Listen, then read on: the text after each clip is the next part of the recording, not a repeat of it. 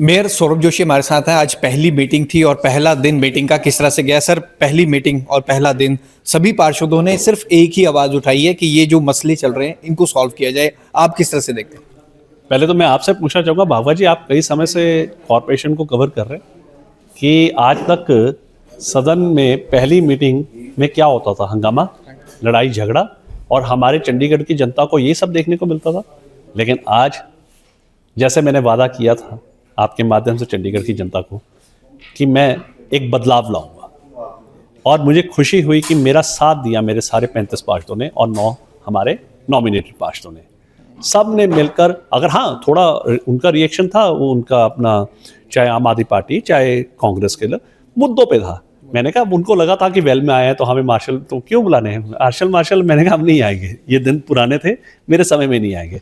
अगर आपके कोई मुद्दे आप रखें, आपका हक बनता है, विपक्ष का हक बनता है, वो मैं कभी दबाऊंगा नहीं। और ऐसा ही हुआ, उन्होंने जो कहा मैंने उनको कहते दिया, पर मैंने उनको बोला मुद्दे की बात करें, वहां जाके रखें जिस मुद्दे पे आप करने आए। और फिर उन्होंने रखा पटल पे जाकर, जो मुझे बहुत अच्छा लगा कि उन्होंने मेरी बात को पूरा किया, मान दिया। लेकिन मैं एक बात पे आ रहा था, एक तो रायपुर कला में आपने विजिट किया था गौशाला में, और अभी हाल ही में मौली जागरण में आए जैसे गोवंश मृत पाए गए हैं। ये हो क्या रहा है चंडीगढ़ में? आपका क्या ऑब्जर्वेशन जा रहा है? देखिए, ये तकरीबन अभी की बात नहीं, 3-4 महीने पहले एक घटना हुई थी। मुझे याद है जब रायपुर कला से शुरू हुई थी, 2-3 महीने पहले होगा मुझे लगता, तो है ना जी, 3 महीने पहले हुई थी, जब पता लगा था। और कुछ हमारे गोरक्षक दल ने हमारी जानकारी में लाई थी, जिसमें ये अमित जी वगैरह थे, है ना, और दुर्गेश जी थे। तो जब पता लगा था तो वहाँ पर पता लगा जाके कॉज क्या है, और उस समय आपको ध्यान होगा सब लोग इकट्ठे होके गए थे। और जब कॉज, मैं उस समय तो पार्षद था, मेयर नहीं था, और मैं उस समय मैं विजिट करके आया था। और जब मैं विजिट करके आया था तो मैं देखा था कि वहाँ पे हालत सच में ख़राब थी, जिस प्रकार उन्होंने रखा हुआ था। तो कहीं ना कहीं जिस डॉक्टर साहब और जिस अफसर को ध्यान देना चाहिए था, उन्होंने ध्यान नहीं दिया था।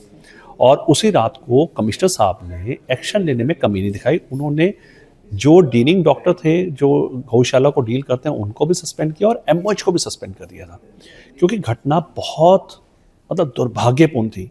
गौ माता से ऊपर कोई नहीं हो सकता है, क्योंकि एक ये ऐसा, मतलब आप इसको शब्द कभी जानवर नहीं लेते हैं, आप माँ के रूप में देखते हैं। तो जब आप जिसको माँ के रूप में जानवर को देखते हैं, वहाँ आपकी आस्था का केंद्र जुड़ा होता है। और हमें खुशी हुई कि प्रशासनिक जो हमारे प्रशासक जी हैं, वो जब वो इसकी घटना के बाद आए, उन्होंने जिम्मेवारी अपने ऊपर ली। मतलब आप देखिए कि सारे अधिकारियों ने अपने ऊपर ली। क्यों? क्योंकि उनको भी कल को अपना जमीर की बात, आप समझ रहे होंगे मैं क्यों कह रहा हूँ, ये सेंसिटिव इशू है। और गौ माता किसी एक की नहीं, सबकी होती है। और जब मैं मेयर बना, मैं मेयर के पहले दिन ऑफिस में नहीं आया, मैं वहीं गया रायपुर कला में, और सरप्राइज विजिट थी। और मुझे अच्छा लगा कि उस दिन के बाद वहाँ काफ़ी बदलाव आ चुका है।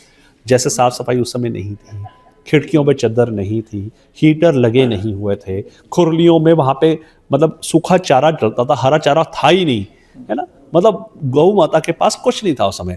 और देखिए, जिन जिन एनजीओ से मैंने बातचीत की थी, वो एनजीओ वहाँ अभी तक काम कर रहे हैं। मुझे बड़ी खुशी हुई। 14 दिन पहले मैंने उनसे रिक्वेस्ट की थी, वो दलिया दुलिया सब दे रहे थे। इनफैक्ट 3 दलिया जब स्टार्टिंग का था, तो मैंने उनको कहा था 3 दिन का दलिया मेरी तरफ से करें।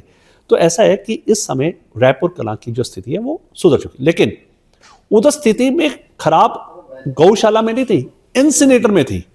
होता क्या है कि डेली हमें तकरीबन, मैं आपके माध्यम से जानकारी देना चाहता हूं, तकरीबन हर गांव में अगर 2 या 3 गौ माताएं हमारी जो मृत्यु, जो जिनको अकाल मृत्यु हो जाती है, जब हो जाती है, आप लगाएं कितने यहाँ पे हमारे वार्ड हैं, तो 60-70 तो डेली हो जाते होंगे। अब 60-70 के लिए इंसिनेटर अगर एक दिन भी बंद हो जाए तो कितना इकट्ठा हो जाए?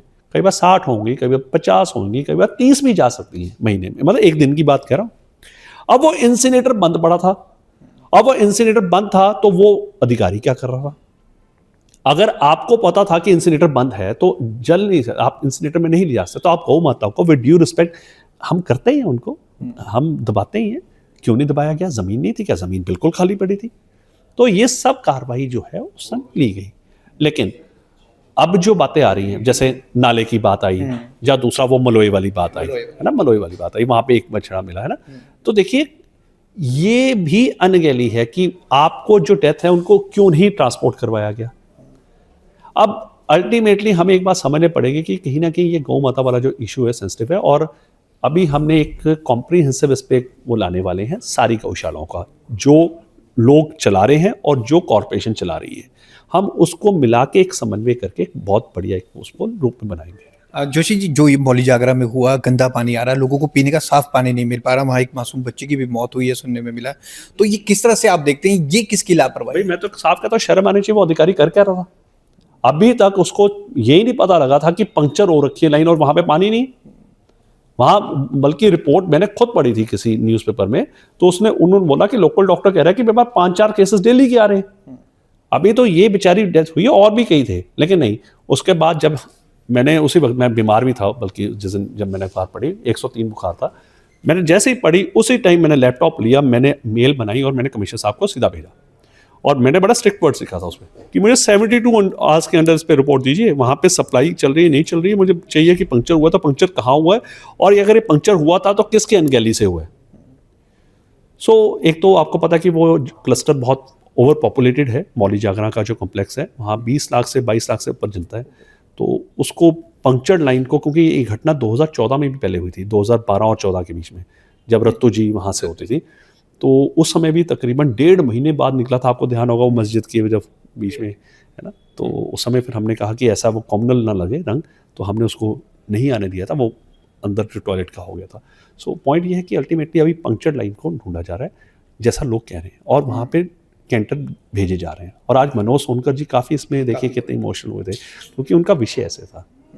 एक सर, पार्किंग को लेकर, पार्किंग पे आपने बहुत काम किया है, स्मार्ट पार्किंग की बात की है, आज 213 पार्किंग हो जाएंगी, पेड हो जाएंगी, और इससे एमसी को कितना रेवेन्यू मिलेगा, और खासतौर पर एक साल के पास की भी बात की जा रही है कि उस पर भी आप कंसेशन देने वाले हैं। सर ये 213 वाला, ये तो प्रशासनिक अधिकारी द्वारा है, 213 तो बिल्कुल भी नहीं होगी। ओके, ये जितनी होती है, या 76 है, 76 रहेंगी। बिल्कुल।